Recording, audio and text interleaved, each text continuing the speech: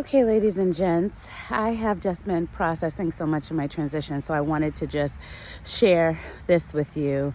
I'm out just taking a walk while I wait for my son, and I figured I'd go ahead and share some of the thoughts that I've been processing. And we are in thankful season, I call it.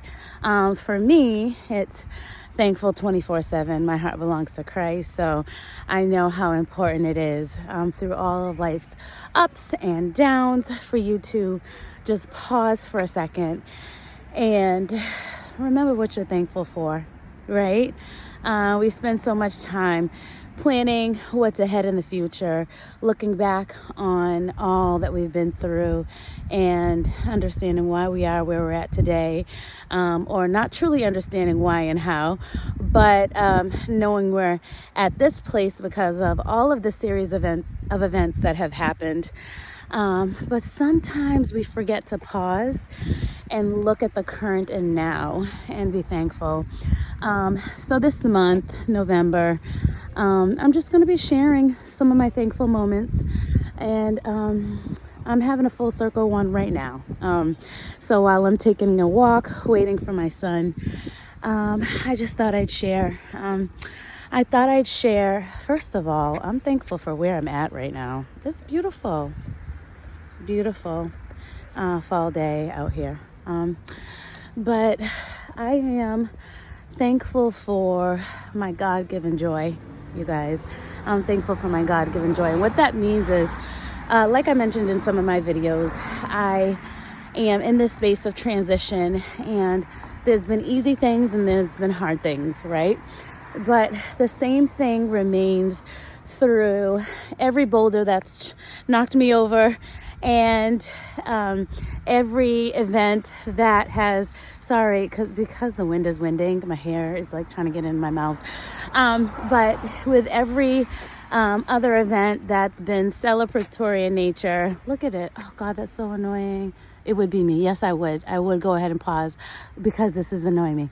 But even with every celebration, there are still moments of joy, good or bad. And I call that my God-given joy, because I look back on the past couple of years. This transitioning has been happening for years.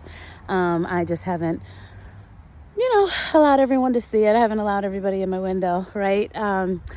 But, I think of some of the most hard spaces, that I've been in this transition. And one of them that peeks out is, I had for years been so worried about my baby brother, and for many different reasons.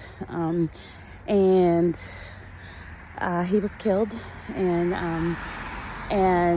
that was probably one of the hardest things, you guys, for me to go through. And I kind of, fell off the face for a moment in everything that I'm involved in every community, with everyone. Kind of fell off the face a little bit because that was hard to process. And no depression or anything like that, but I literally turned into self. But I knew enough already to turn towards God, because ultimately, like, that kind of pain, okay, can lend to some very dark, really, really difficult spaces if you don't. And I knew enough to do that. And so in doing that, you just, you just give yourself your time. You give yourself your time for quiet, and you process what is happening. You let the emotions flow. But then I believe it's so important, and so important, to see the events in this life as bigger than yourself, to see the journey as bigger than yourself, all of what others are going through as well as you, and how that affects you. I just feel like in those moments is when you learn that it's important to not just see everything within yourself, right? Meaning, my brother did a whole transition out of a space that just handed him so much pain, from the moment he opened his eyes as a baby, right? And so at the end, not at the end, but because healing, I think, is forevermore. But at a certain point, I started to almost, be happy for him personally, to have been able to be delivered from so much of that pain, so much of that pain and so much of these worldly things that knock you over again and again and again.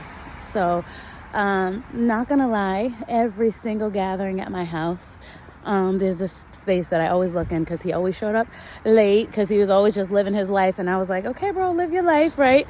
And to know me is to know that I'm always like, I'm an advocate for that. And I'm just literally happy to see you and I can see you. So every time there's an event, I always look over there because it feels kind of weird still because like he should be showing up right there, right? And standing there waiting for us all to notice that he's entered the building, right? Or entered the house or wherever we're at. And so I look in that space now and I smile, right? I smile because that's the joy coming through on this side of transition where, yes, it still hurts. Yes, I still, all of these images of growing up and what we went through, and we did a lot, like we went through a lot of it together in our younger years. Those things still present themselves. But I just find comfort in knowing that he's ascended beyond it now.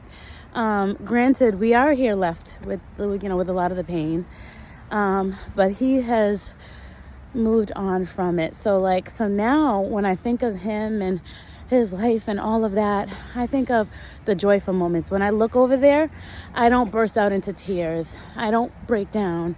I actually smile. I actually smile because, everything is just not so sad. His presence here and his legacy here was not so sad. My son, who's 14 now, he when he speaks, oh my God, you guys, if I turned around and he started speaking and my son wasn't supposed to be in the house, it would probably scare the mess out of me because I would think I'm being visited by my brother or something, right? He sounds literally just like him. And my brother, he could actually sing, right? We're a karaoke family anyway, but like R&B, he busted down with R&B, right? And so I think of those joyful moments, right? I think of my son is in goofy phase. I remember him in goofy phase. His son, whenever I see his son's face, it's a duplicate of him, and I smile so bright because there's all of these beautiful reminders. So I go on and on about my baby brother just to say this. In the ups and downs, I think the foundation is important to make sure you have a reservation inside for God-given joy. I know what's helped me, and if you're someone who's like, you don't know God, you don't know what Jesus Christ is all about, none of it makes sense to you. You think of so many other things and go to so many other things when you're going through life's ups and downs, or trying to get a hold or understanding of life and purpose and all of that. I just encourage you to have that space reserve of joy. And for me, it's only able to shine through in my faith. And I don't know. I just challenge anyone. I challenge anyone to explore a little bit, a lot of it. Explore. If you have questions, explore. Start by a question. But anyway, in this thankful season, they call it thankful season. Like I said, it's 24/7. I'm always stopping to reflect and being thankful. I have so many blessings. And so in this thankful season, I am thankful for my God-given joy.